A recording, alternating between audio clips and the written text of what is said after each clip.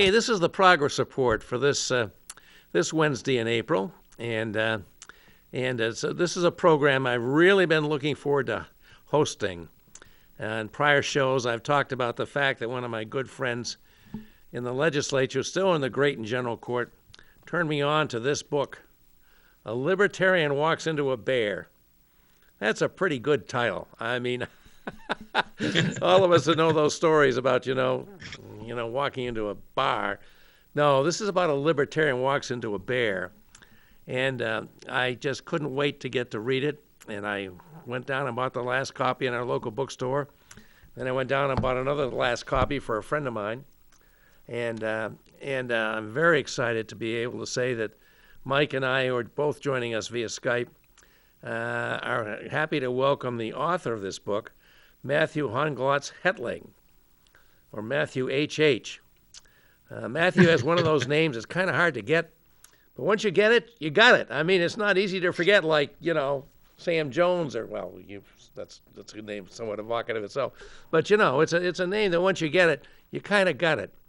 And this book, I thought, it was excellent on so many levels, with the humor, with the irony, with the history, with the natural history, because it really is a lot in this book about bears. You will learn a lot about bears in New Hampshire in this book. Even prehistoric bears. It's just a stunning thing. And so, Matthew, we're so excited to have you with us, and it's just a real treat that you're able to join us. And I usually start off, Matthew, by asking our guests to talk a little bit about themselves, and I wonder if you'd be willing to do that.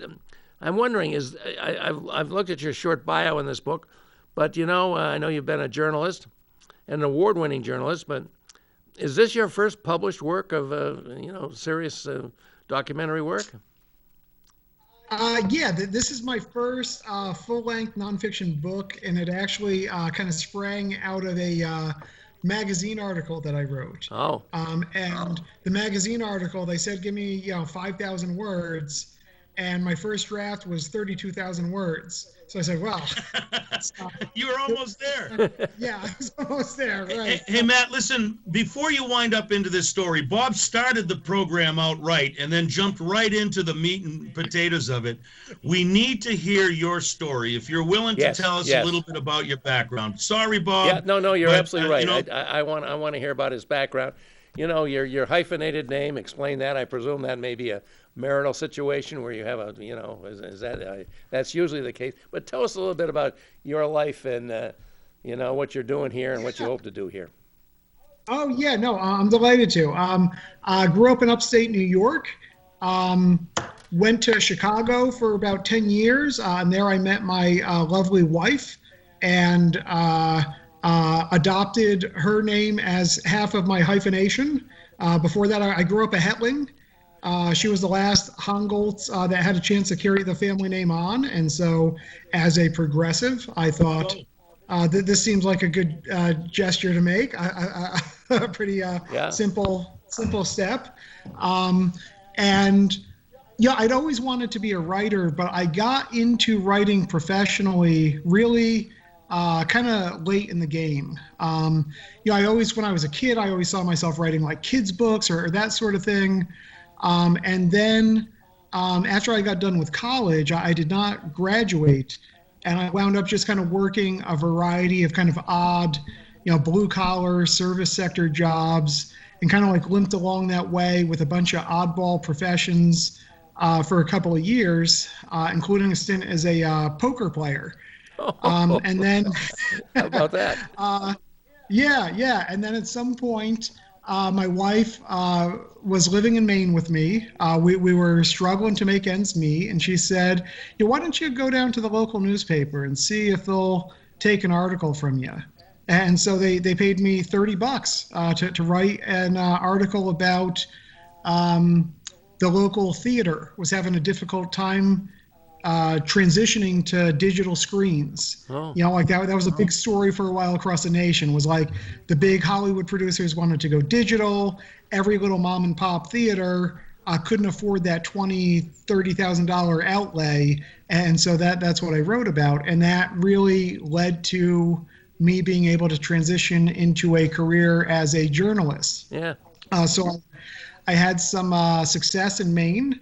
Really kind of like clicked for me. Started writing more articles, got hired. And then my ambition was always to write a book. And so when I got the opportunity to do this, it was just like, I felt like, oh, well, now I've really done it now. This is. Well, now I understand why your blurb says that you did win the Maine Press Association Journalist of the Year award. That's very nice. It was really nice. Yeah, I got a lot of acclaim kind of like right away. I kind of like stumbled into an article that had kind of a national impact on the Section 8 housing program. The article was about local Section 8 housing that was not being no oversight was being provided, and bad conditions were flourishing. Yeah. And I had the good luck that as I wrote the article about that, that there was already like a hot and vibrant discussion about it at the national level.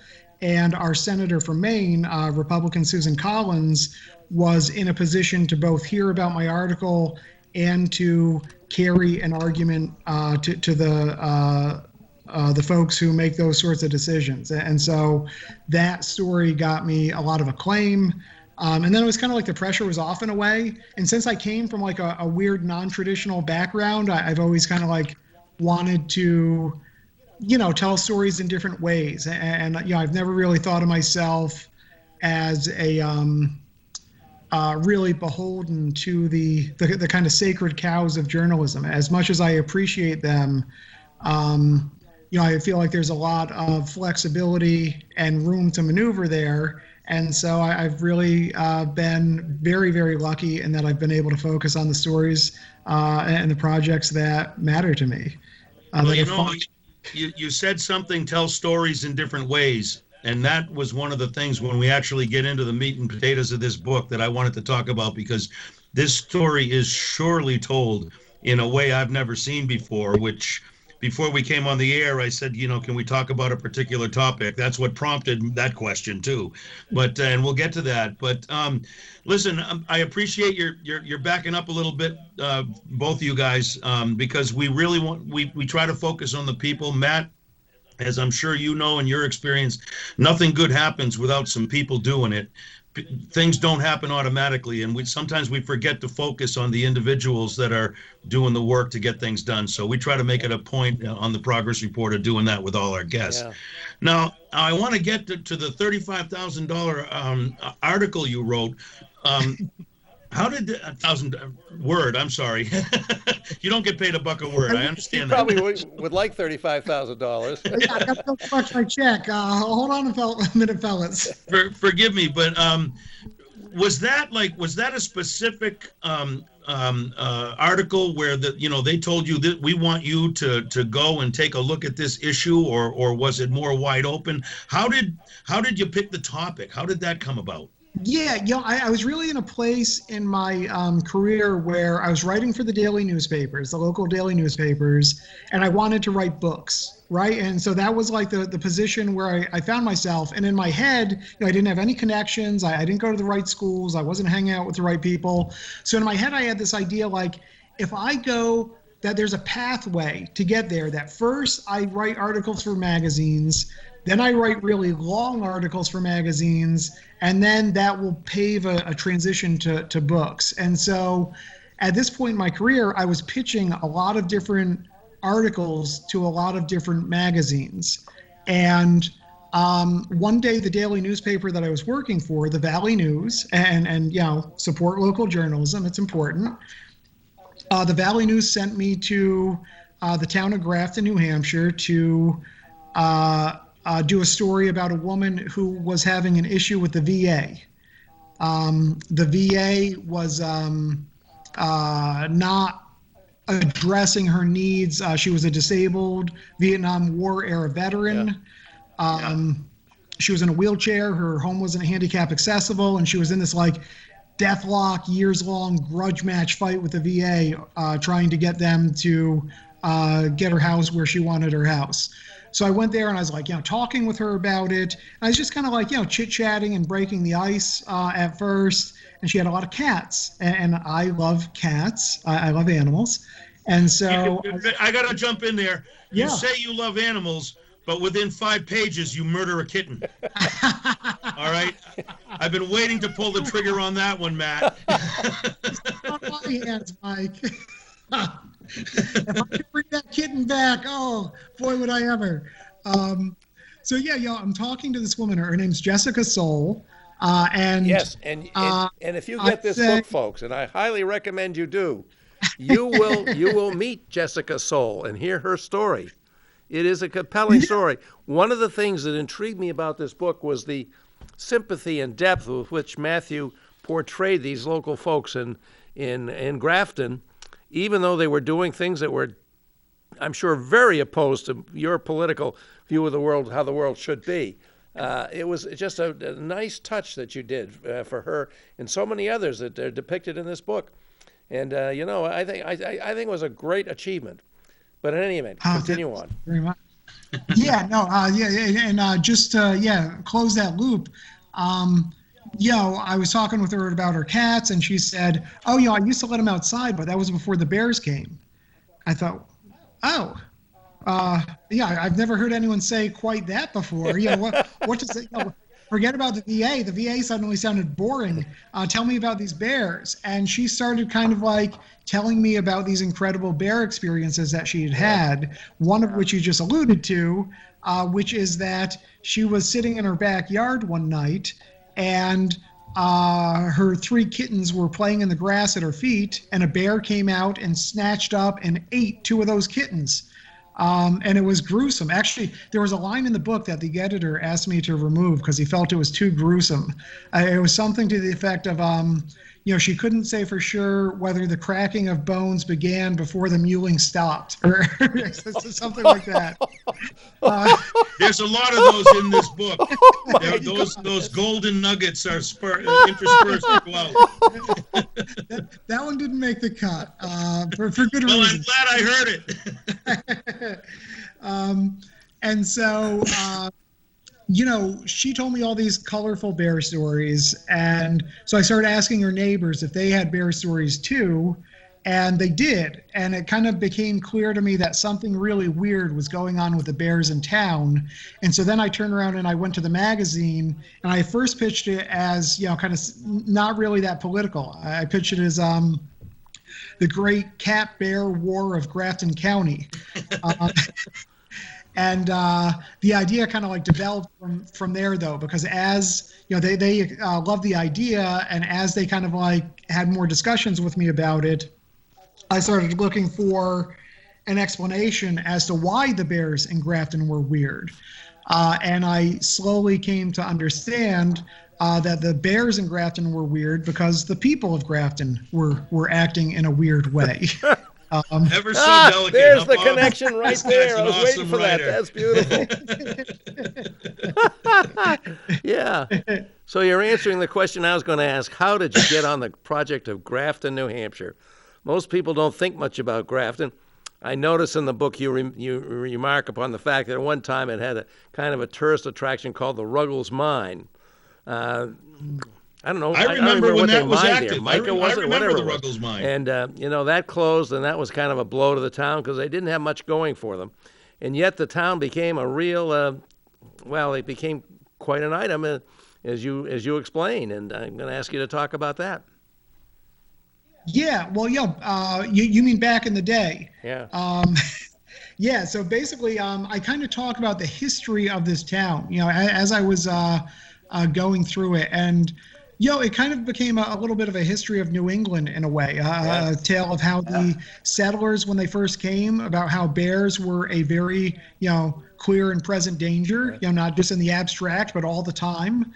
How, as the settlers kind of like dominated the land by clearing away all the forests, that the bear problem kind of was pushed back, and we achieved real dominance over the bears. Yeah. But as I'm sure you guys have heard in committee and elsewhere, over time, the New England farming and agricultural economy migrated west.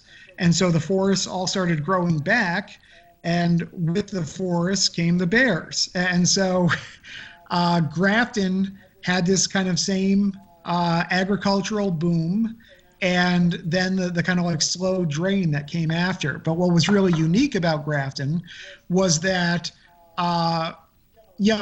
it's always really been anti-tax, right from the get-go. And in fact, I tell a little anecdote in the book about how in the 1700s, Grafton voted to secede from the United States and wanted to join with the independent Republic of Vermont, which at that time paid no taxes. And when they were dissuaded from that by a threat of force from, among other people, General George Washington, they kind of, reluctantly rejoined the United States. And ever since then, that sentiment of resentment towards the United States government for imposing taxes and other regulations on them has been part of the character of that town. Yeah. And that tradition about, first of all, writing a letter to complain about the taxes and then just not paying them anyway. I really enjoyed how that kept coming up throughout the pages of your book. It was Well, I'm recalling that What's George old is Washington new, right? was the only president that ever took the head of an armed force on behalf of the United States and was to put down a tax rebellion in his, I think, his first administration, or maybe it was his second administration. But anyhow, while he was serving one of those two administrations, so that's really interesting. So as I say, you'll learn a lot about bears in this book. In fact, my wife, when she got done with your book, she read Killam's 2 books about bears in New Hampshire. But I've always been taught that my dad was a great nature enthusiast, and he would have been a naturalist if he thought there was a career. And at the time, he ended up being a country doctor. We don't have grizzly bears. We don't have polar bears. We have the black bears, and they're inherently shy. And all you have to do is not provoke them, and get between a mom and a cubs and things like that, and you're going to be fine. And yet you get a kind of a darker picture of these bears and their impact on these folks out in this town, I guess. And what brought that about? Yeah, well, one of the things that I learned while researching the book is that there's an emerging field called anthrozoology. So it's basically like the field of anthropology, but it's not so human-centric. It basically acknowledges more that like people and animals evolved together in a space, and that how one species acts affects how the other species act. Uh-huh. A lot more interrelatedness than we tend to give ourselves credit for. Mm. And in Grafton, how that played out with the bear behavior was by way of a social experiment called the Freetown Project. Yes. So what this was in 2004, a group of libertarians from across the nation that were just kind of like, very loosely affiliated through online forums and that sort of thing, they decided that they wanted to find a place and turn it into a libertarian utopia, like a shining jewel of a place where there were not going to be any rules and regulations and where there weren't going to be any taxes. Yeah. So this is one of the revelations I got out of reading your book. As a former member for 4 terms of our great and general court, I was well aware of the Free State Project, because we had many people that adhered to the Free State, ideology, serving in our legislature, sometimes for both parties. It depends which one they thought was most congenial to their chances of being elected. But until I read your book, I had not understood that before we had the Free State Project, we had the Freetown Project. And, you should talk a little bit about how that came about, because I don't think a lot of people understand that, and I didn't know that. And then, how the Free State Project kind of put an end to the Freetown Project, when you would think they were, both moving toward the same thing of an extreme libertarian agenda. So, take off on that. Yeah, it was kind of like the trial run for the Free State Project, although the Free State Project doesn't want to own the mistakes of the Freetown Project, so they consider themselves very separate. But imagine the Free State Project if it was made up of the people who were kind of too extreme to be running the Free State Project. These were. That's hard to imagine, but I'll try. It's some of the specifics, Matthew, are really remarkable. I mean, we've heard about the antipathy towards zoning and gun regulation and that kind of stuff. That's all kind of above the line. I mean, but these guys, there were depths to which these guys would sink, concerning sexual relations with minors and, a lot of stuff that, the average Joe would not want that kind of freedom or didn't see the need for it. You know what I'm saying? That's right. Yeah. Like it was weird in that they kind of like scoured the whole country looking for the right community. They chose Grafton because of its strong anti-tax stance and because of the lack of zoning, and a few other factors. And yeah, like when they came in, some of them were really aggressively, belligerently asserting the right for just ridiculous things, just to get a rise out of people. Not because they actually wanted to do it, but they put up a website where they said that they were going to assert the right to do things like traffic both drugs and organs, where they would have duels or bum fights where they pay bum fight. That's the one I couldn't. That's the pressing need in town. Apparently, they would have been fine if they could only get more bum fights to go on. Yeah, and and so by taking this kind of American value of individual freedom and liberty, which I think we all want. We all agree that that's important in America. Mm-hmm. But they just took it to this absurdist extreme in what they wanted to accomplish. And so they came in and they changed the human culture in that town. Yeah. They started, there was no zoning, so they all started living in kind of like non-traditional housing situations in the woods, kind of like a chain of armed camps emerged in the woods. It was people living in yurts and shipping containers and mobile homes and little slipshod cabins and what have you. Yeah. And all of those people who were living out there in their own way were, guess what? They were managing their food in their own way, and they were managing their food waste in their own way. And an anthrozoologist will tell you that it's not that difficult to see that when you do that, you are presenting a calorie opportunity for another species. And so now you have these bears. A calorie opportunity. I love that. Matthew, I just want to inject something here. A long, long time ago, I had a posting to Nigeria, a former part of the British, Empire. In fact, one of the last territories added to the British Empire. And I was there so long ago, it was fairly recently that they'd been, granted their own statehood, and the Brits, well, not all of them, but some of them had left. And they were governing themselves. And the people there expected the government to do everything for them. Everything. If you wanted a hospital, the government had to provide it. If you wanted, whatever, the government had to provide it. And then I come back here and people are complaining about government overreach. We don't have anything like that. People here expect to be able to do things on their own, or at the local level, or at the state level. In Nigeria, none of that was true. It was all going to be the government, and if it wasn't the government was bad. I mean, so, it's interesting to me that this extreme libertarianism has come up and focused itself first on Grafton and then on the state of New Hampshire, which we can talk about. And I just think the whole thing is so wrong-headed because we've never had a big reach of government into our lives like they did in the colonial days. Yeah, that's right. I think the idea has a lot of appeal. Like I think they have this kind of romanticized vision of what the frontier days were like. Yeah. And I felt this. I feel it sometimes. There's this kind of like masculine fantasy that we have, right? Where we want to be like physically protecting our homestead. Yeah. You ever have that little daydream where bad guys breaking into your living room and you're going down there and giving them the what for, right? Like that's the headspace that these guys live in, or a lot of them do. And so, there's something relatable about that. But when you actually start to think about it and try to implement it, you get a mess. Yeah. Now, Mike, you want to go? Or I'm.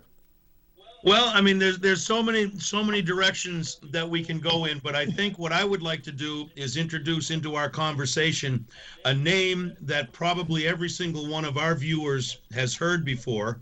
A name I learned through the book of a very prominent Arizona paleontologist as well, apparently, no relation. And that's John Babiarz, who we've seen on the state scene. He has been on the ballot for governor. He's been on the ballot for governor, and he served in other roles as well. And let me tell you what, when I heard that he was involved in this book, I figured, okay, he is going to be the most extreme of all the characters in this book. And yet he's the voice of reason. And he wasn't. Oh, he actually believes that you should put out fires. That was one of the most delightful parts of this book. And as I say, Matthew, you depict these people, whether it's the lady, with the problems with the VA, or the donut lady, which we've got to talk about, or John Babiarz, who aspired to be, maybe the first libertarian governor of New Hampshire and was part of the Freetown Project. You depict them all very sympathetically. You're into them as, human beings of value, and there's no doubt about it. But maybe just a quick short summary of the issue about the fire. I mean, that. I want to hear more. I want to hear more, Bob. And my question is more. Okay. When John goes out there, he's the pioneer of the movement. But by the end of the book, he's pulling in on the reins. You know what I mean? The church, the historic church, and I served 7 years on the Manchester Heritage Commission. When I read that story, I nearly cried. Oh yeah, that church. Why wouldn't they let the conservationists have the building? The preservationists. But tell us. I want to talk about the role of John Babiarz, and did he change or did the town change? Yeah, well, I think one of the things that I really struck me when I was looking into the research for the book is that libertarianism is so extreme, in part because they've never been in charge of anything, right? If there had been a libertarian state in this world or in this country or a libertarian town or something, then you would kind of get to see where the rubber meets the road for some of their ideas, right? And perhaps they would evolve their ideas. But they don't have to operate in the real world. They operate in an abstract, idealistic world that doesn't really have to worry about the various downstream effects of the policies that they advocate. And so John Babiarz is a libertarian through and through, but he has a foot in actual civic participation. He's a firefighter in the town. He sat on, I think, his cemetery committee for a while. And he ran for governor, as you said, 3 or 4 times. And so as extreme as his views are, John's it's kind of been a part of his makeup that he has to go out there and talk to voters in a way that is somewhat realistic, that's grounded in a reality that they share and appreciate. So when he was running for governor, the Freetown Project sounded like it was going to be a huge windfall for him. Oh, a bunch of new voters coming here with libertarian views. Well, that sounds like, not only a bunch of votes, but a bunch of fervent supporters who are going to go out and ring doorbells for me. But what he found was that the libertarians who came in were not really as moderate as he was. I talked about the bum fighting. There was also, talk about consensual cannibalism and all sorts of stuff like that. And so that kind of turned into a conflict when one of them was burning an unregulated campfire, like a cooking fire for lunch at a work site, kind of unofficial work site. And Babiarz was eventually asked to come in and put out this fire. And they felt sure that, he's one of our own. He's not going to put out this fire. And he made the call that he was duty bound to as fire chief of the town of Grafton. That was his job, to put the fire out. And he knew it. He knew why you had to do it. He recognized the dangers posed by a fire. in a way that was not just abstract. That wasn't just a matter of principle, but was a matter of you could burn this town down. And when he put out their fire, they were so upset that he became a pariah within certain segments of that libertarian community that he had helped to bring there. And they were describing him in every bit of bad a term as they would have described you guys as you pushed a progressive agenda in your office. He was a jackbooted thug, statist, authoritarian, yada, yada, yada. And so I think John had already taken a lot of heat from his non-libertarian neighbors for kind of like helping to bring the Freetown Project about. And now he's facing fire from the people that he brought in. So he wound up in a really difficult social place, I think. And I think that was pretty hard on him. I don't agree with John's politics, but I enjoyed talking to him. I think he's a fun personality.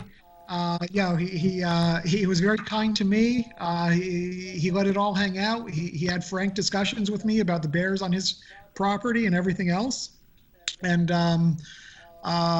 so that made it easy for me to portray him in a sympathetic way, because we're all a little goofy, Yeah. right? And the libertarians are maybe just a little bit goofier than some of the rest of us. I can't recommend your book highly enough to meet these people on a new level. That you may have heard of them if you're into New Hampshire politics. The name John Babiarz may well be known to you because he did have a presence, as I say, as a candidate for governor, 2 or 3 times. Let's see, where was I going to go next? One of the things that is very, I think we got to go to the donut lady. One of the thing that ties the libertarians into the bears is, and this is not a town issue, this is a state issue, is, if you're a libertarian, you should be free to feed bears if you enjoy seeing them, lolling about on your property. And some people did that. And as I say, that's not a town issue. That's an issue about the state, which everybody knows. Right now, they're telling you, take in your bird feeders, folks. This is the time. The bears are coming out of hibernation. They're looking to fatten up. They're going to be, having cubs coming and take in those bird feeders. So we all hear that. But there is a streak in this extreme libertarianism saying, oh, that's just statism. That's just, regulation preventing me from enjoying the animals I like to enjoy. And those, in my case, it's the black bears that roam around New Hampshire. We just think they're wonderful to watch. And so, the donut lady. Yeah. I spoke a few minutes ago about how there was this calorie food opportunity for the bears because people weren't managing their food and their food waste properly. They were each kind of doing it by their own druthers, and that created a lot of opportunities. So that was unintentional feeding of the bears. But there were also a bunch of people who you just alluded to who wanted to feed the bears on purpose, for the joy and pleasure of watching them eat, which again I think is understandable. Who wouldn't want to watch bears up close and personal eating? Donut Lady was an extreme example of this idea, where she started because she felt like the bears looked hungry and a little thin. Over a period of years, she developed a routine that got bigger and bigger and bigger until by the end of it, twice a day, every day like clockwork, she was going out with 2 full buckets of grain topped with sugared donuts. And when she got out to the place where she would set this food down, there would be I want to say a pack of wild bears, but I've learned that a group of bears is called a sleuth. So it is a sleuth of bears waiting for her beneath this tree. And they've been playing this game for so long that all the grass is worn away there, because this is where the bears come to eat. And she walks out among the bears like you might if you had a bunch of dogs that you were feeding or cats that you were feeding. And they would all be kind of like edging close to try to be in the best position to eat that food once she set down those donuts. And I was terrified for Donut Lady. I said, well, first of all, the bears weren't hibernating, because why would you hibernate Yeah, if you have if the donuts? food's available all winter, let's stay up and eat. Yeah. I'm not going to sleep through donut time. But so she was going out there on the ice, and and she's small statured woman of a certain age, and so I was like, aren't you afraid that you would slip on the ice? And she, oh yeah, I did slip on the ice. I fell all the time. They were fine.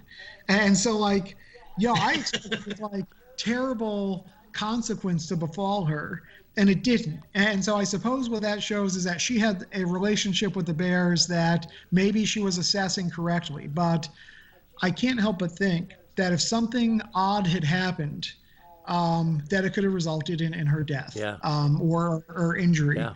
And more than that, these bears, of course, are not just on Donut Lady's property. When feeding time is over, they're going to see what the neighbor might have on offer. Yeah. And that's part of the problem of bear management from a libertarian perspective, is that one person's behaviors can affect the bears in a way that disadvantages a neighbor. And so what do you do about that? Yeah. And not only that, but another thing that I talk about in the book a little bit with the bears is anywhere else there's a problem bear, what do? You call Fish and Game, right? If you see a bear that seems unusual or aggressive, you call Fish and Game. But Grafton had developed such an anti-authoritarian, anti-state culture that that was like a last resort. And so all of these bear problems that might have been nipped in the bud were instead, being given all the food and human contact that they needed to flourish.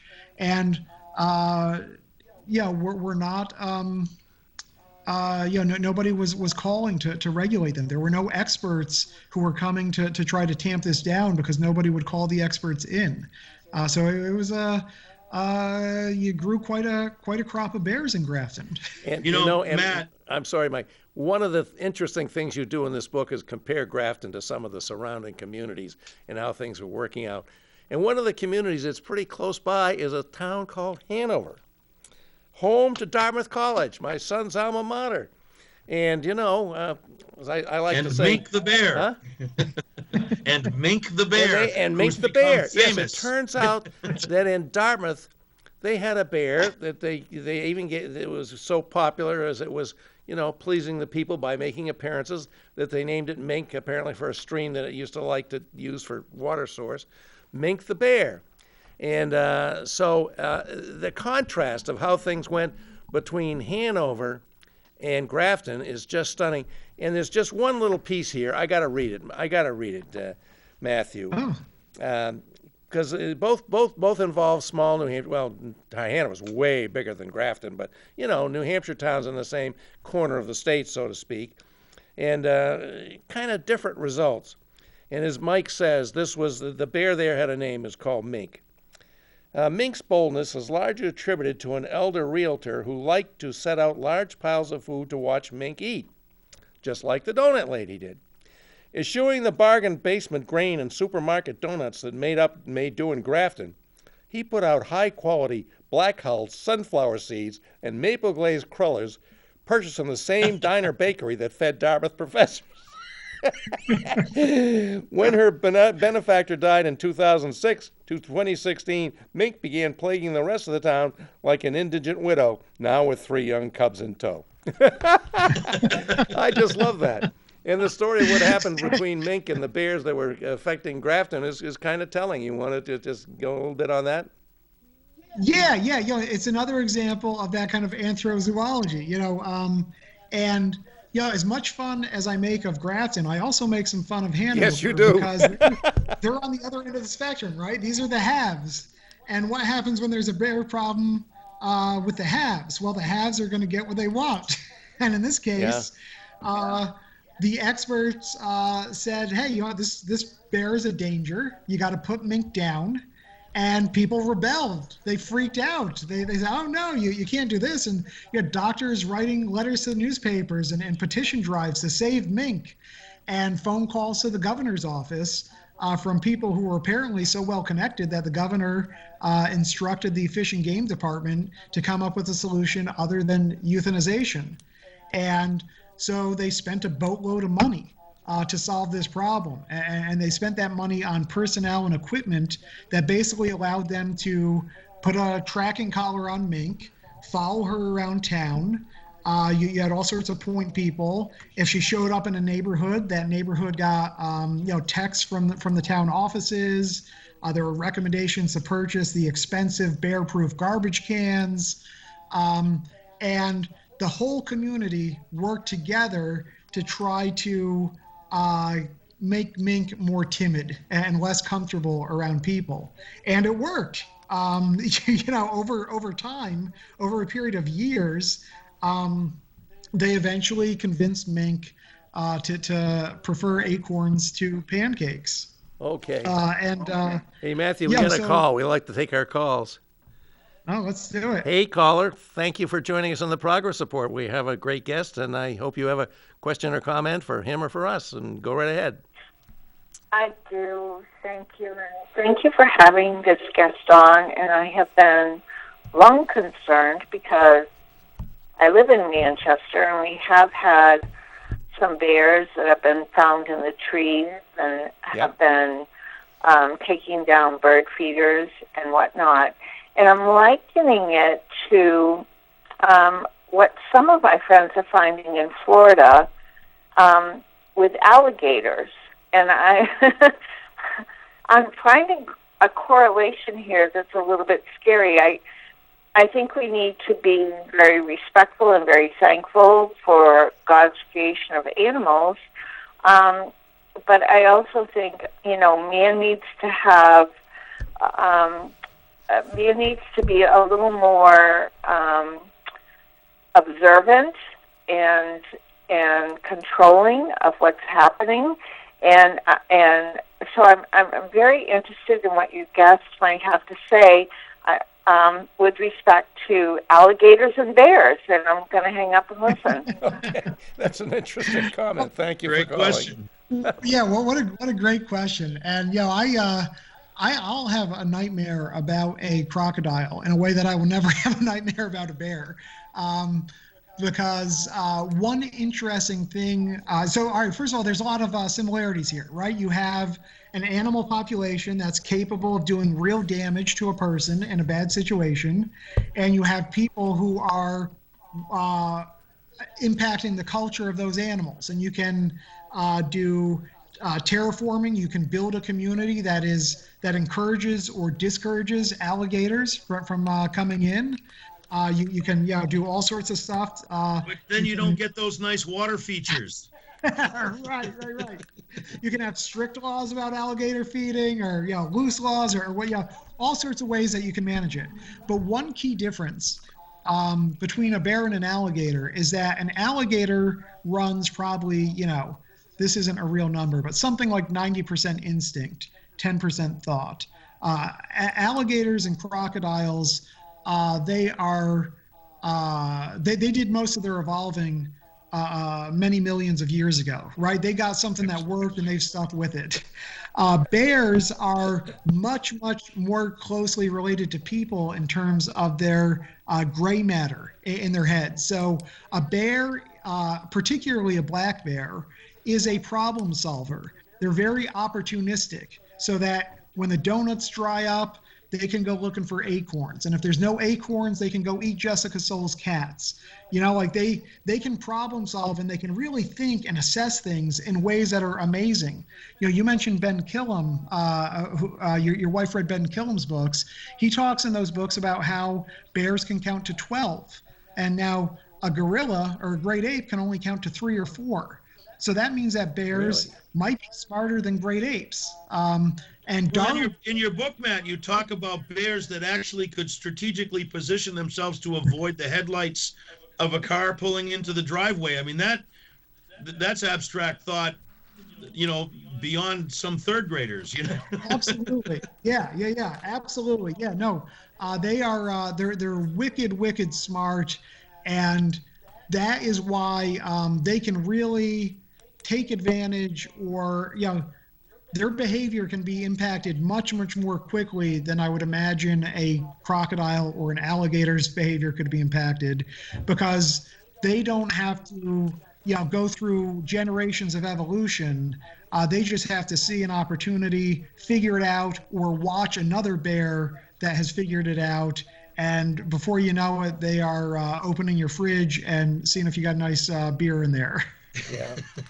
You know, one of the things that interested me in your book, you talk a lot about Fish and Game, which is the primary agency that, deals with bear complaints, and we kind of discussed the different treatment that the folks in Hanover got for mink versus the bears that the donut lady was attracting.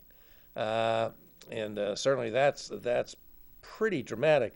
But you also point, I think in the book, you point out, I think two people, one was not in Grafton, but a nearby town, I think Groton, who actually got mauled by a bear in her home. And I think there was another incident too, was there not? And you in your book, you say Fish and Game's inevitable response to these interactions is the human was at fault for not, securing the food or, having food out. And you kind of take issue with that, at least in one of these incidents where the lady, really was not being careless with her food preparation, but she still got attacked by a bear and pretty badly damaged. Yeah. And it's a couple things there. One, after 150 years in the whole state of New Hampshire, not a single bear attack. 2011, there's a bear attack in Grafton. Tracy Colburn, maybe it's 2012. A few years later, there's an attack on a woman in Groton, who you mentioned, April Rogers. Both of them kind of like vulnerable women living alone. And since then, there's been a third attack in Canaan that was much less serious, but still 3 attacks all clustered together in the same little corner of the state. And I think last summer we had a fatality in a bear attack in Maine, did we not, for the first time in a long time? Or was it 2 summers ago? Yeah. And so, Fish and Game is going to say, taking your bird feeder. Yeah.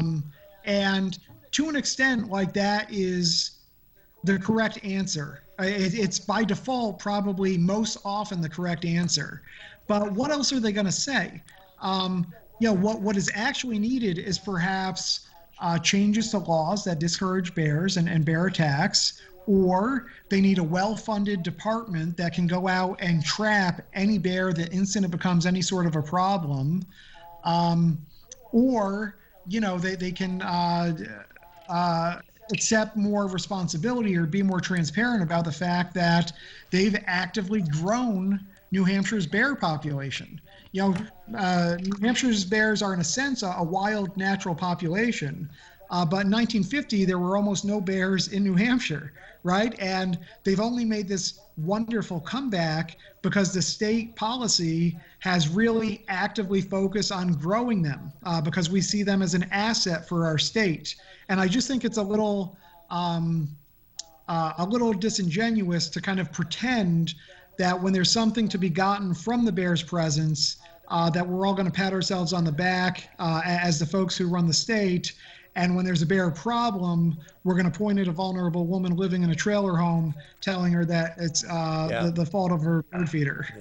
So I think what we need is a more robustly funded state fish and game department that can respond to the threats better and that can expand its toolbox beyond this very inexpensive shoestring budget blanket solution of public education. Well, of course, as you know, we fund our fish and game department with no general funds whatsoever. It's all based out of licensing fees for hunters and fishermen. And unfortunately, I think it's a real sad thing to say, but unfortunately, sales of those things are going down year by year, maybe with a pandemic, because fishing's a good activity. If you're wanting to be outside not being at risk of COVID, maybe that'll reverse. But, that's fish and game has a lot of responsibilities, rescue, stalking fish and managing game generally and dealing with bear, all without any tax support at all. Which kind of gets me back to the old issue of the Free State, the Freetown Project, and the anti-tax fervor that is. And one of the things that I found very interesting in your book is that you not only look at Grafton and in the case of mink at Dartmouth, Hanover, but you look at the neighboring towns which don't have quite the same degree of anti-tax passion as Grafton. And it seems to me, from what the statistics you got, those towns are doing a hell of a lot better than Grafton. Am I right? Yeah. we all know that small towns in rural New England are not big spenders, right? It's never a question of whether you're going to squeeze the budget. It's always a question of how hard. Yeah. Over the years, Canaan and Grafton have made just slightly different decisions about how hard to squeeze those budgets. And so Canaan has always spent just a little bit more. It's put a little bit more of an investment into its infrastructure and tried to attract people. And so what I learned in my research is that in 1860, both those towns had about the same population. Then 150 years of tax policy and tax culture later, Grafton has about the same population it had in 1860. Canaan's has tripled. And they've had two different strategies for growing their communities. Grafton has said if we keep taxes low, people will want to come here because taxes are low. Canaan has said if we provide better supports for the community, then people will come here because there are more things here that they want to be associated with. And Canaan's strategy has proven to be the correct strategy. That's why it's got 3 times as many people. And not only that, not only does Canaan have 3 times as many people and a host of businesses and just things that you would want in a community, but their taxes are also not that much higher than Grafton's. And that's because the tax burden is spread out over more people. If you have 3 times as many people paying into the pot, then you're going to get some efficiency of scale, and you're going to be able to provide more money for less cost per person. That's just a fundamental way of thinking about money. Yeah, Imagine that that. was the number one sociological lesson I got from your book, which I thought was very powerfully stated. I really do. Mike? Well, it's kind of funny, Matt. You educated me in a way. You made the point that libertarians base their philosophy on logic. I had not realized that until I read it in your book. But your explanation and comparison of the 2 towns now makes me wonder if that was ever true. But listen, I want to ask. We're getting a little bit late in the show, toward the end of the show, and I have a million questions. Oh dear. But there was. I'm going to call it a character in the book that was off in the periphery, mentioned occasionally,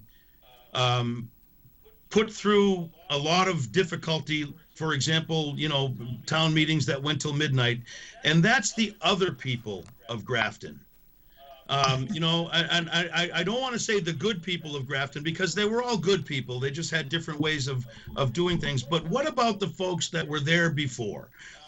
When all of this came in, when their center of town meeting house was painted purple, what was their reaction?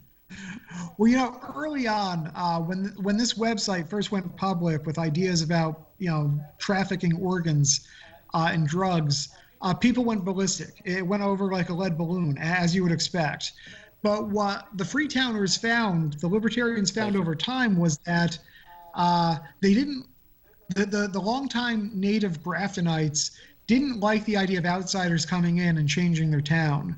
But when they put up a proposal that was, kind of purely about saving tax money, that they like to vote for those proposals. We all like to complain about taxes. And so the libertarians found a lot of willing allies from people who were just kind of more traditional conservatives that wanted to vote to cut taxes at any costs. And that really had a dramatic impact on the town over time. I talk a lot about how they, the lack of municipal services had all sorts of negative impacts on the town's culture. The crime went up, neighbor complaints went up, number of registered sex offenders went up. Town had its first murder in living memory, followed immediately by the second murder in living memory over a roommate dispute. Recycling rates went down, just all sorts of negative impacts. The firefighting pond silted up and disappeared. I mean, even when they had something good, they couldn't keep it. Yeah. And over time, as the libertarians went away, as that project ended, Grafton has remained very, very stingy with its tax dollars. They've actually cut their budget over the twice in the last 2 years. And in my estimation, I don't know how why you would continue to pursue that strategy. Well, because the prior policies have impoverished people, so they don't want to pay any more in taxes. Maybe that's it. Yeah. You know, you It's a reap vicious what you cycle. sow, in a sense, I guess. My goodness. So, Matthew, I think this book is just charming and wonderful and insightful, as I've said. Are you going to do a sequel, or what's the next writing project going to be? I just watched Hemingway, by the way, so journalists can turn into successful writers. I am working on another project. Thanks for asking. It's a second book that is coming out, and it's about, I guess, it's about kind of loosely the medical freedom community and folks who want to take that principle of freedom and apply it to the right to cure disease and have their diseases cured by any means they feel is acceptable. Oh, that does seem kind of a logical next. I mean, it's within the range of logical projects I like to the follow direction up. you come from. Yeah. Well, my goodness, and I want to make sure people know that this show is carried by Comcast into Hooksett, and Matthew is going to be at the Hooksett Public Library, April 29th at 7 p.m. Is that right? So if you haven't had enough of Michael talking about this remarkable book he's authored, which I think is tremendous fun, you might want to consider logging into the Hooksett Library website, and you can get some more. And I urge everybody. I urge everybody. I think this book. If you're interested in New Hampshire, its politics, its natural history, because there's a lot about bears in here, and going back to colonial times about the threat of bears to people. I mean, I think it's just a wonderful tour de force, all told with irony and humor and sympathy. Then I suggest you go out and get it, and I urge you to get it at your local bookstore. We have a wonderful bookstore here in Manchester called the Bookery. That's where I got my 2 copies, and I would urge people to go down there and get this book. And if you're somebody that's been in New Hampshire and gone somewhere else, I think they'll love it. And so I think this has been really great fun. And I want to thank you, Matthew, for joining us. You got any last thoughts you'd like to offer us? Because we got just about a minute or two left. I would like to just say, seriously, to thank you guys for the good work that you've done, both as representatives for the state and public service, and for the ongoing discussion and spotlight on your community that you shine with this show.